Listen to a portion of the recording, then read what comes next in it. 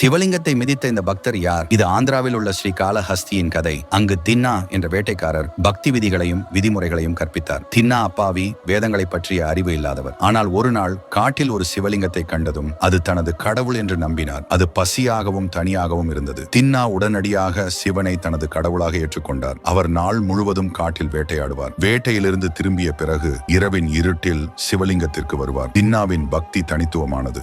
அவர் சிவலிங்கத்தை குளிக்க ஸ்வர்ணமுகி நதியிலிருந்து தண்ணீரை கொண்டு வருவார். மேலும் அவர் வேட்டையாடக்கூடிய சிறந்த இறைச்சியை உணவுக்காக வழங்குவார்.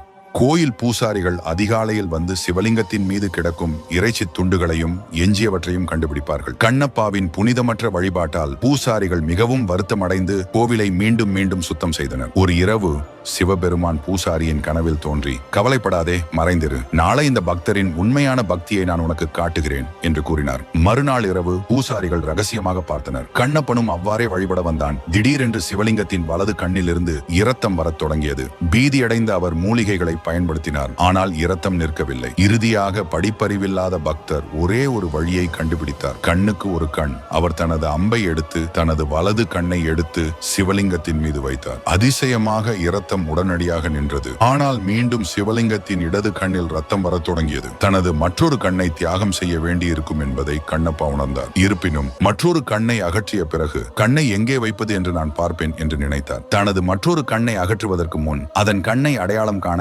சிவலிங்கத்தின் மீது தனது காலை வைத்தார். இந்த தீவிர பக்தி செயலை கண்ட பூசாரி திகைத்து போனார். சிவபெருமான் நேரில் தோன்றி கண்ணப்பனை தழுவி அவருக்கு முக்தி அளித்தார். கண்ணப்ப இந்த யாகத்தை செய்த இடம் ஆந்திராவில் உள்ள ஸ்ரீ காளஹஸ்தி. உங்களுக்கு சிவன் பிடிக்கும் என்றால் மறக்காமல் லைக் அண்ட் சப்ஸ்கிரைப் செய்யுங்கள்.